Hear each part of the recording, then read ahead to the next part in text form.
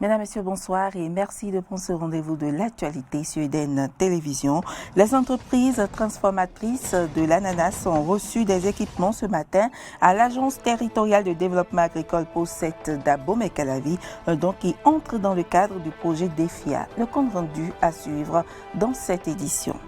Éliminatoire Coupe du Monde Qatar 2022, les écureuils du Bénin ont battu 1-0 leurs homologues tanzaniens cet après-midi. Vous suivrez dans un instant les impressions des supporters béninois à la fin du match. Et puis, pas de levée de passe sanitaire en France avant le 15 novembre. À la fin du Conseil de défense aujourd'hui, le gouvernement français a décidé, malgré la baisse du taux de contamination à la Covid-19, de ne pas alléger les exigences liées au pass sanitaire.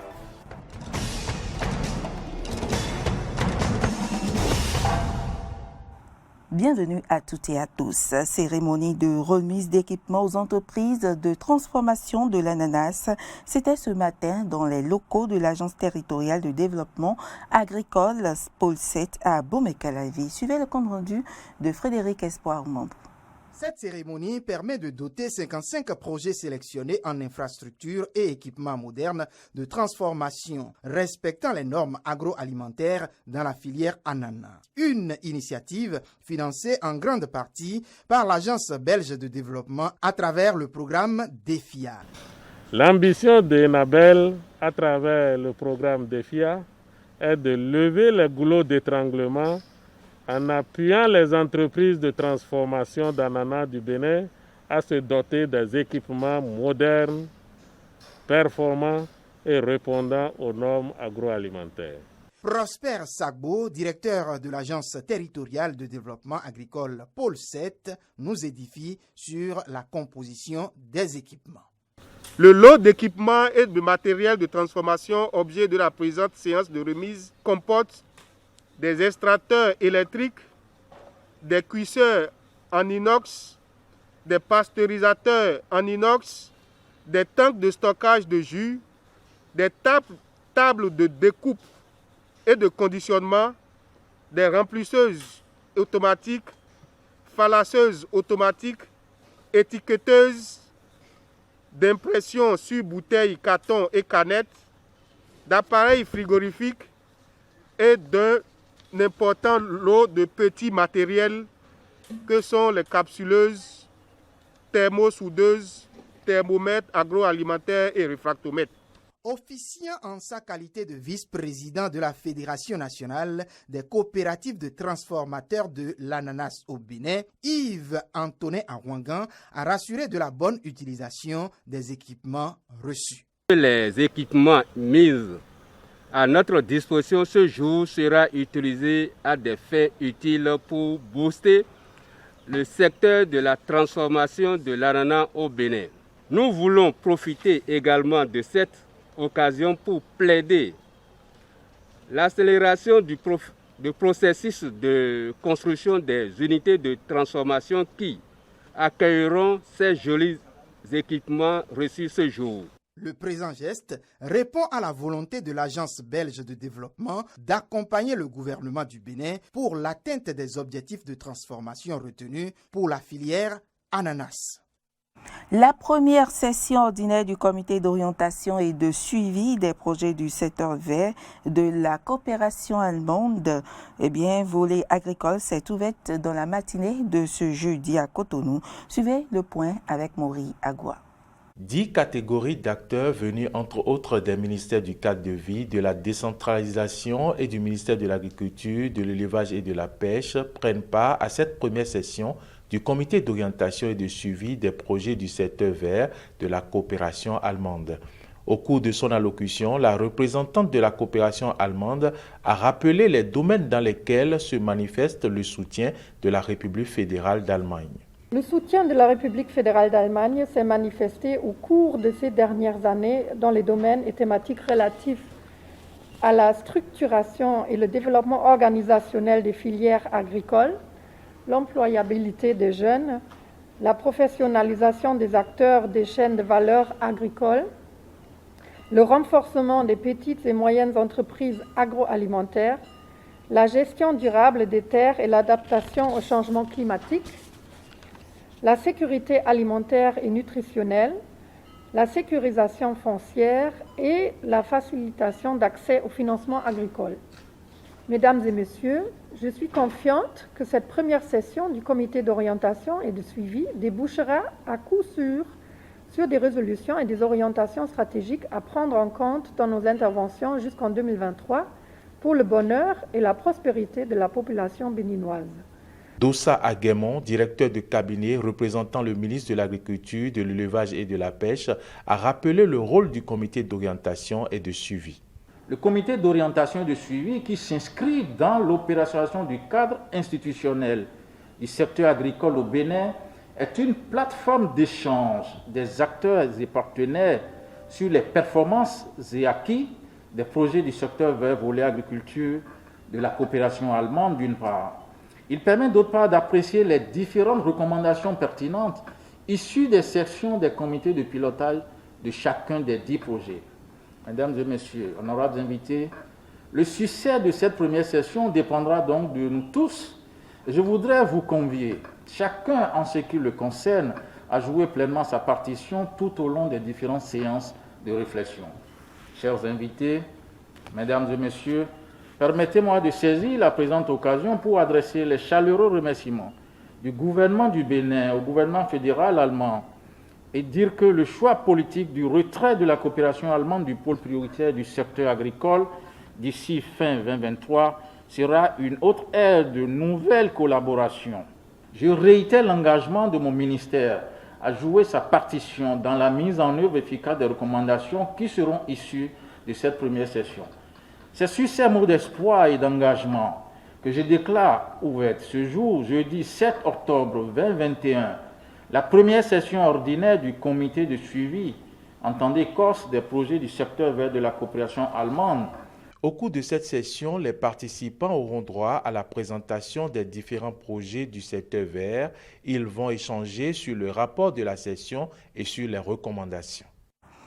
Remis ce jeudi au Parlement dans le cadre de la 3e session extraordinaire sollicitée par le président de la République, les députés de la 8e législature ont procédé à l'élection du remplaçant de l'honorable André Okunlola, nommé ambassadeur extraordinaire et plénipotentiaire du Bénin près la Russie.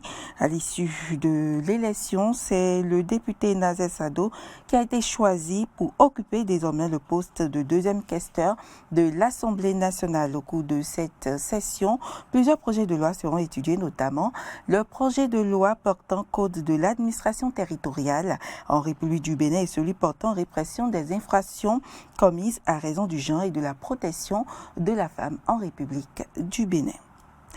Fraternité, justice, travail, c'est la devise du Bénin. Cette brève formule indique la conduite à tenir par les filles et fils du pays. Mais quel est le sens de ce groupe de mots? Élément de réponse dans ce reportage de Clémence Tonoukoy.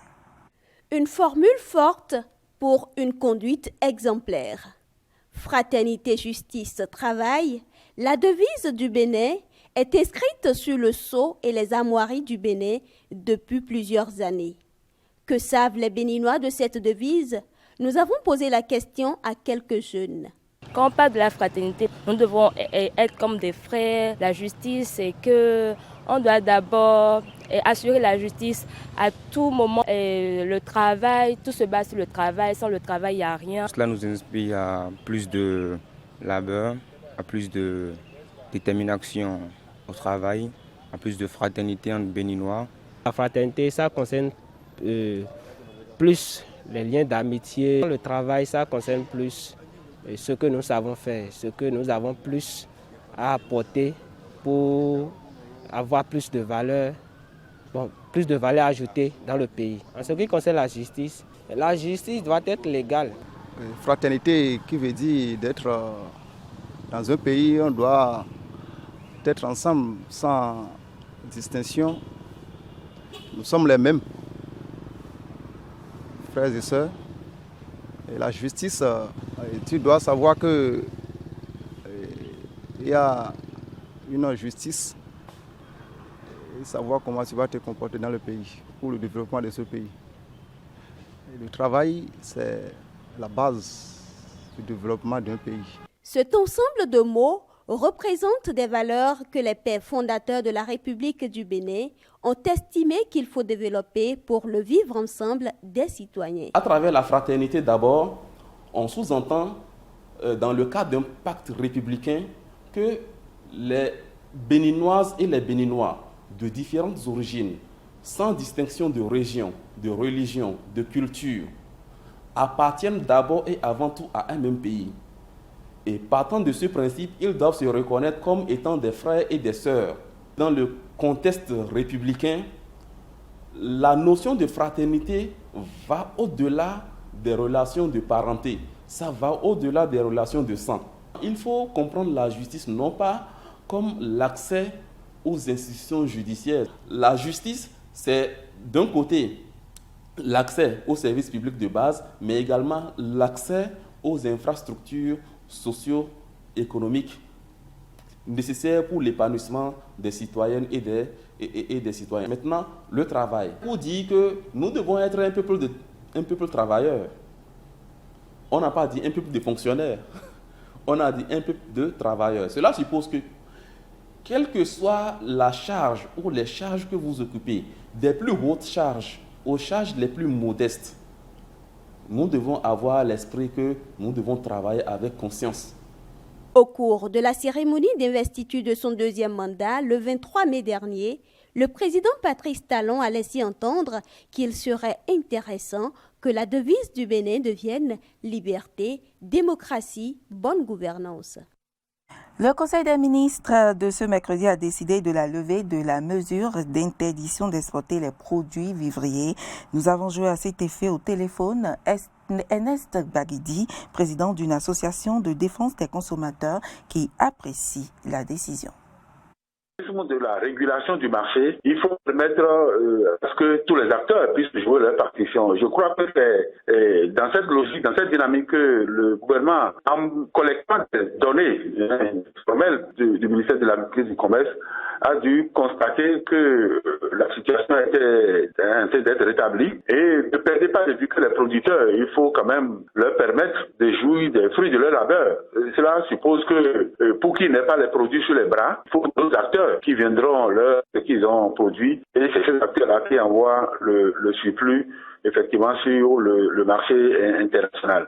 Alors, l'État, dans son mécanisme de régulation, doit effectivement étudier tous ces paramètres-là, les exportateurs, les distributeurs locaux, les producteurs, et évaluer la quantité qui a été produite pour, comme je l'ai dit, les populations, les producteurs n'aient pas les produits sous les bras, il faut leur permettre de les écouler. Quand cette mesure a été prise, il faut que les contrôleurs de prix, les gens du ministère du Commerce, descendent sur le terrain pour voir si les prix sont revenus effectivement. Puisque quand il y a augmentation en plafond de viande, c'est difficile de revenir encore en arrière. Si ce maillon de l'État ne joue pas son rôle, les contrôleurs de prix, la direction de lutte contre la concurrence, tous ces acteurs-là, et communiquer officiellement le prix sur le marché, qui est ce qui est homologué au niveau de l'État. Donc, c'est toutes ces actions-là qui permettront un retour à la normale. Dans le cadre des éliminatoires de la Coupe du Monde Qatar 2022, les écueurs du Bénin étaient face à la Tanzanie. Eh bien, cet après-midi, un match qui s'est soldé par la victoire du Bénin, 1-0. Un but de l'attaquant béninois Steve Mounier, intervenu à la 111e minute de jeu. Suivez les premières réactions des supporters après la victoire de l'équipe nationale. On ne peut pas satisfaire parce que le Bénin a gagné. Néanmoins, il reste beaucoup à faire parce qu'il y a le milieu récupérateur et le milieu qui n'a pas marché. Après le départ de Cessignon et le départ de Goubi, on n'a jamais encore trouvé un joueur capable de remplacer ce milieu-là. Donc, il va falloir que nos dirigeants cherchent un meilleur directeur technique national à la recherche de bons joueurs. Alors que c'est comme ça, on pourra quand même avoir une bonne équipe et avoir une équipe comme le Bénin d'avant. Suite au match joué par le Bénin face à la Tanzanie, mes impressions sont des impressions de joie, de grande satisfaction. Comme vous le constatez, je suis comblé de joie. Je remercie toute l'équipe, le staff technique, l'entraîneur national Michel Dussillet. Je remercie Saturnin Lagbé pour sa prestation de ce soir. Je remercie également le capitaine, l'emblématique Khaled Adeno, qui a fait un très bon match. Je remercie toute l'équipe. Je remercie le buteur Steve Mounier, l'emblématique attaquant béninois Steve Mounier qui a marqué le but. Et je parlerai aussi de l'équipe adverse, l'équipe de la Tanzanie qui a amené notre équipe. Mais ils n'ont pas pu arriver à égaliser le but.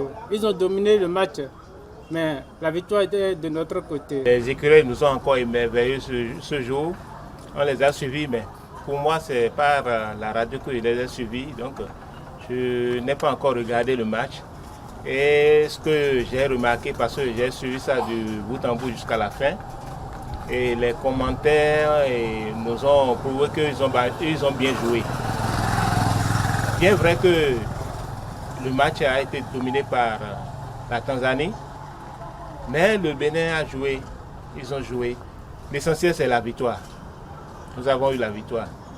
Et nous allons dire à l'entraîneur de regarder encore le match pour savoir ce qu'il y a à corriger.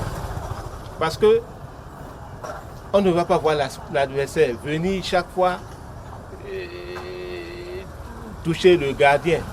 À tout moment, on voit que l'adversaire, alors qu'il y a la défense là, il y a les attaquants là, mais ils ont pu traverser tout ce monde-là et aller faire face au gardien. C'est parce que nous avons un bon gardien aujourd'hui. Nous saluons beaucoup à la grille. La Tanzanie, c'est un match équilibré. Ça s'est bien passé. C'est un bon match qu'on a suivi.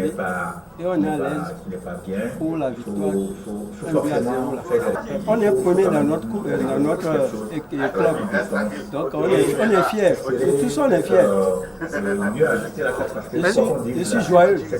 Non, je suis totalement satisfait. Je suis vraiment content du match qu'ils ont livré cet après-midi. Ils ont vraiment mouillé le maillot. J'étais vraiment content. Je suis vraiment content.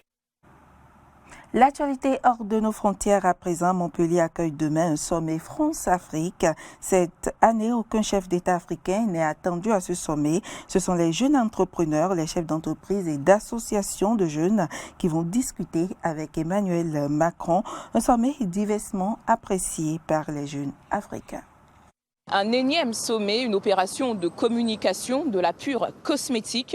Voici quelques qualificatifs entendus ici à propos de ce sommet Afrique-France. Ces étudiants ivoiriens que nous avons rencontrés déplorent que l'avenir politique, économique et même militaire semble toujours se discuter en France. Et surtout, ils restent très sceptiques quant à la volonté du président français de dépoussiérer les relations franco-africaines.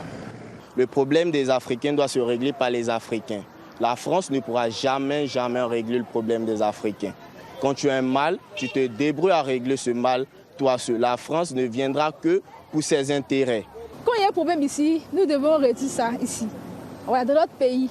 Si on ferme la porte complètement, peut-être on n'est pas encore à mesure de faire les choses de nous-mêmes. Voilà, donc ça, moi, il faut être réaliste aussi. Je suis ivoirien, je suis africain, moi j'aimerais qu'on soit autonome à 100%, mais pour le moment je constate que ce n'est pas peut-être le cas, forcément. Donc on est encore en phase de développement, on va braver les étapes tout doucement. On ne peut pas faire peut-être un bras de fer. Là, ça va être compliqué.